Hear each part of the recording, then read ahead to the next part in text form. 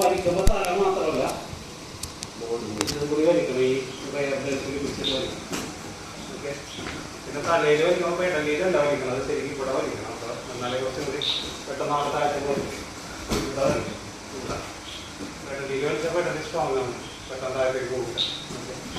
അപ്പോൾ വേർതിരിച്ചിട്ടും വലിക്കണം, തലയിൽ വലിക്കണം. ഓക്കെ. ബാക്കി താഴേക്ക് പോകും. ഓക്കെ.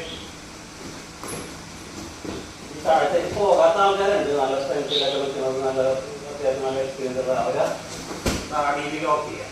ഓക്കെ. ഈ ഒരു പൊസിഷനിൽ പിടിക്കാം. ഒരേ താടിയിൽ ഒരേ ഇവിടെയാണ്. എന്നിട്ട് ആ വലിച്ച് ഇരുത്തുന്നത് പൊതുവെ എല്ലാവരും ചെയ്യാതെ ഇങ്ങനെ നേരെ ഇങ്ങനത്തെ ബാക്കിലേക്ക് വലിക്കാൻ നോക്കി വലിക്കും. പക്ഷെ അതുകൊണ്ട് കാല് പോകും. പിന്നെ അത് കൂടാതെ ചിലപ്പോൾ വരെയില്ല, വലിച്ചിരിക്കാൻ ആളുകൾക്ക് എഴുന്നേറ്റ് വരും. ഇവിടെ നാളെ താഴത്തേക്ക് ഇരുത്താൻ ഏറ്റവും ബെസ്റ്റ് സൈഡിലേക്ക് മുട്ടൂത്തി പോയാൽ മതി. ഓക്കെ. ഈ സൈഡിലേക്ക് നേരെ ഇങ്ങനെ. ഓക്കെ. അപ്പം തന്നെ ആ താഴെ എത്തും.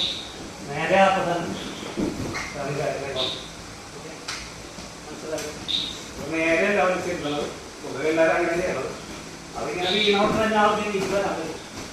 ഇങ്ങനെ വീണ് കഴിഞ്ഞാൽ ആളിന് സൈഡിലേ വരുള്ളൂ. അപ്പോൾ അവിടെ ഓക്കെ. സൈഡിലേക്ക് നേരെ ആ സൈഡിലേക്ക് വലിച്ചിരിക്കും. വലിച്ചിട്ട് ഞാൻ ആ മൂന്നിൽ കൂടി കാണിച്ചേക്കാം. എന്നിട്ട് ഇവിടെ നിന്ന് ഏറ്റവും ബെസ്റ്റ് ഈ കാർ അടി പോണതാണ്. ഓക്കെ. ഈ കാർ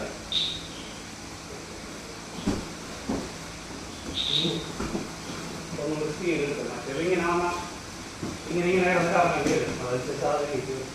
ഓക്കെ.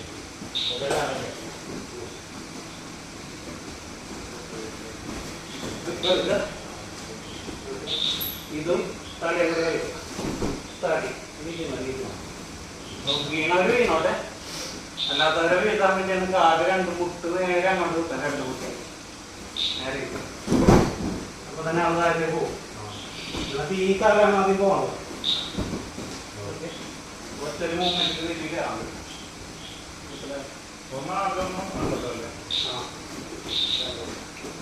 ഇതിൻ്റെ വേറെ മൂവ്മെന്റ് ഉണ്ടെങ്കിൽ അത് ഇതിനൊപ്പം ചെയ്താൽ മതി. അത് ഇത് ചെയ്താൽ